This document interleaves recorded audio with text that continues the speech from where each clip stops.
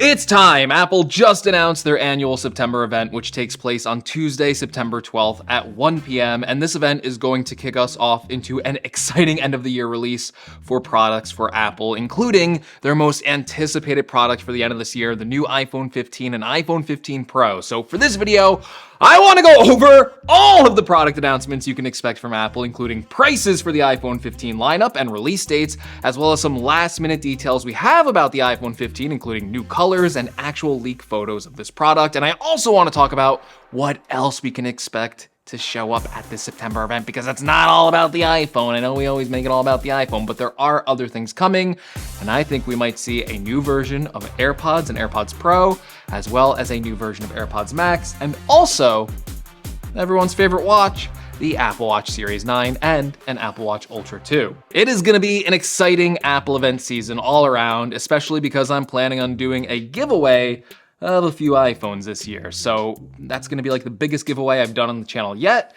So if you wanna hear more details about that giveaway, first of all, subscribe to the channel so you can hear about those details, and make sure you come back on September 12th to hear the official rules when Apple actually announces these things, because the last thing I need is to announce an iPhone giveaway and Apple doesn't actually release any iPhones for some strange reason this year. I'm not saying that's happening. That would be a near zero chance of happening. The chances are near zero.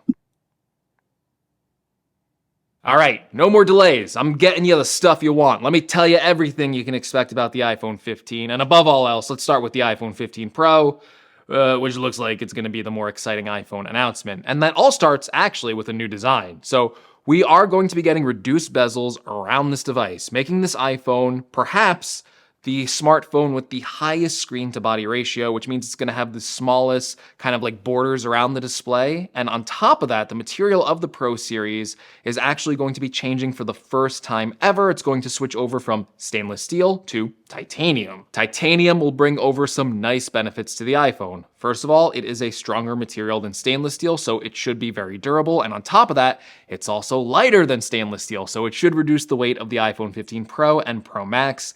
And that also means that Apple can put in bigger batteries to increase the battery life of these phones and still make them lighter than the iPhone 14 Pro series, which I think they're pretty heavy, okay? It also means that the iPhone 15 Pro will kind of look different, right? Titanium has a way more matte finish than stainless steel, so the sides of the device should be less shiny, which means it will reflect light less easily, and it should also mean that like smudges and fingerprints shouldn't be shown off as much as they currently are on the stainless steel on the 14 Pro. On top of that, on top of all that, right? Apple has a whole new color scheme for these titanium models. Now, this might make you happy, or it might piss you off. Now, right now, the lineup on the iPhone 15 Pro is rumored to be pretty monochromatic. So you have space black, silver, a new dark blue color, and my personal favorite based on these leaks, a new Titan gray option, which kind of looks like the raw color of titanium, similar to how it does look on the Apple Watch Ultra. And just look at this event invite named WONDERLUST and look at the colors in the Apple logo. Are you telling me these are not the new colors for the iPhone 15 Pro? It's basically right there in the invite, which is so cool to see. Every year with these iPhone color leaks, it seems people kind of get upset. And people are particularly upset this year because there is a distinct lack of really bright and colorful options. I mean, that's always kind of been the case with the Pro series, but this year you're not even getting anything like that deep purple color from the 14 Pro last year, and Apple is getting rid of the gold color, which I know quite a few people like. So I can get why people might be upset, but personally, I gotta give you the personal Greg take. I'm kind of excited for that Titan gray color. I think it looks pretty cool, but let me know in the comments below. What do you think about these iPhone 15 Pro colors? And should Apple keep this kind of drab, boring approach to the color scheme on the 15 Pro models, or should they add more colorful options like they used to do on the normal 15 models? We'll kind of talk about that in a bit. Another design change for the Pro models is that Apple will be retiring the mute switch on the iPhone in favor of a new action button. This will be used similarly to how the Apple Watch Ultra action button is used, and it will let users map specific commands onto that button. So you could still use it as a mute switch if you want, but you could also set it to open a certain app, or you could use it to access something quickly like a stopwatch, or perhaps what I plan to use it for is to set it to quickly access the camera. And then I'm hoping once you're in that camera mode, you can then just press the button to take a photo or a video, depending on how you set it up. I think that would be a Neat little feature. I think that would actually be pretty cool as a camera feature, specifically because it's like you grab your phone, you get it out quick. What do you want to use on it? Probably the camera. I know a few freaks out there want to use it for something else. I don't know what you want to use it for, but I just know you're a freak. Of course, every year brings spec improvements for the Pro Series phones, and this will be Apple's first time using a new 3nm chip architecture for the A17 chip. Now, the current A16 chip, which is on the iPhone 14 Pro, uses a 5nm process, so this new 3nm process is a smaller chip process, meaning the A17 chip will not only be noticeably faster, but it will also be more efficient. This, in combination with the physical, bigger battery sizes that are rumored to be on the Pro models this year, means that the iPhone 15 Pro, and especially the Pro Max, could have significantly better battery life than what was offered on the 14 Pro models. Another yearly upgrade to expect with every iPhone is better cameras. So, like every year, expect better camera hardware with bigger camera sensors and improved camera lenses, but this year, specifically on the Pro Max, we are getting an exciting camera upgrade with the iPhone increasing its zoom range from 3x to a 6x zoom lens. Some rumors even say that this could be a variable periscope zoom lens capable of zooming from 3x to 6x. Either way, I think Apple needs a longer zoom range on the Pro model series because right now that 3x just isn't cutting it against the competition of Android flagship smartphones. And, Samsung and Google are kind of leaving Apple in the dust with their better zoom ranges. Now, those are kind of like the major upgrades we can expect with the Pro series phones. The regular iPhone 15 isn't really getting groundbreaking changes, but they are receiving upgrades that they kind of need. So, one of those upgrades to make it a better value is it's going to get that updated A16 chip from last year's Pro phones, and it's also going to be getting the new dynamic island design and, more importantly, the 48 megapixel camera sensor. So it should still come with two camera lenses, but because it now has that bigger 48 megapixel sensor, it will be able to take advantage of that new 2x crop mode on the sensor for an enhanced zoom range. So that's actually a pretty significant upgrade for that base model level phone. Now the 15 is actually getting upgrades, right? And I think the biggest one is it's going to be ditching the Lightning port in favor of the USB-C port, and that's also happening to the iPhone 15 Pro, which may actually get a faster USB-C Thunderbolt port. I'm actually more excited for this on the Pro model because my biggest complaint with my current iPhone is the slow data transfer speeds for offloading video. I feel like that will be a game changer for me as a content creator. But the regular 15 is rumored to ship with USB 2.0 speeds, which just kind of sounds downright cruel. But hey, normal iPhone users probably are very rarely transferring things with a physical cable these days, so maybe they won't mind. But I know for me, I'm looking at that and going, okay, definitely got to get a Pro model this year if that is anywhere near true. We can even see what appears to be leaked photos of the iPhone 15's USB-C port, which also reveals the color lineup for the iPhone 15.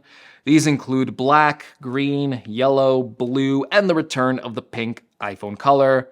But yeah, like I kind of mentioned before, even the more colorful base iPhone 15 still looks a little muted. These colors look like the saturation was, kind of turned all the way down on Photoshop. So I don't know.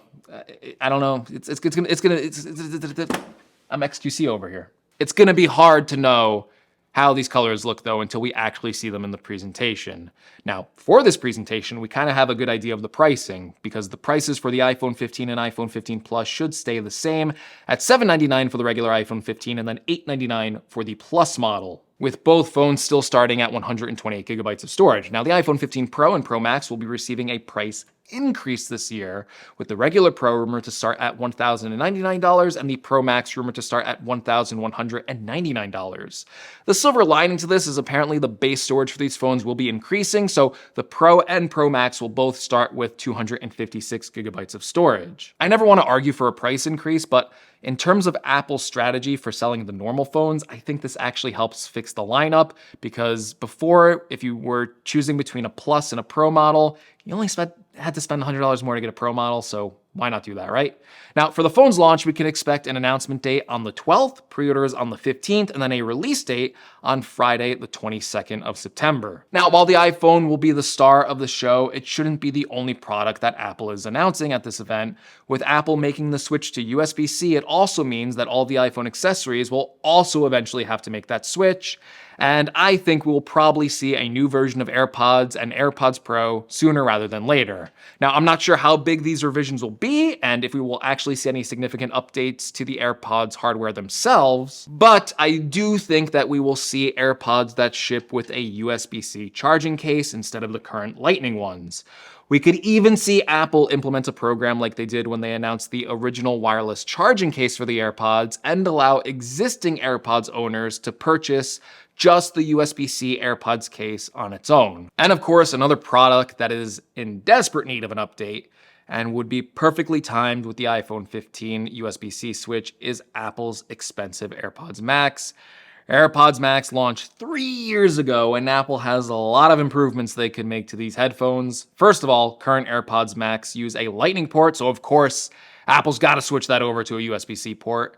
And like the recently released Beats Studio Pro, this USB-C port could be used to achieve lossless audio music playback with devices with a USB-C port, and that would work hand in hand with the new iPhone 15, of course. Apple also has other improvements from the AirPods Pro 2 that they could bring over to the AirPods Max, that's including the new H2 chip for better connectivity, tweak sound, and of course the implementation of better noise cancellation on these headphones. This update would also allow the AirPods Max to use the new adaptive transparency mode that is coming to iOS 17 when the iPhone 15 launches. Finally, at this event, we will also get updates for the Apple Watch Series 9 and the new Apple Watch Ultra 2. As for rumors on these updates on what to expect, well, it's actually pretty small. So for the Series 9, we can expect a processor speed upgrade from Apple now switching from the S8 chip to the S9 chip, but this is a real processor upgrade, folks. Apple is actually increasing the speed on these Apple Watches, which they haven't done since the Series 6. So this is moving from a 7nm design to a 5nm design. And you guessed it, it's going to be more powerful, so it's going to be faster. And also, which is pretty important for the Apple Watch, it's going to get more efficient, so that could lead to some battery life savings. And, processor bump is great, and especially great on the Apple Watch when you don't get one every year, but that's kind of like the only rumored change on the Series 9, so it's going to be like a small update.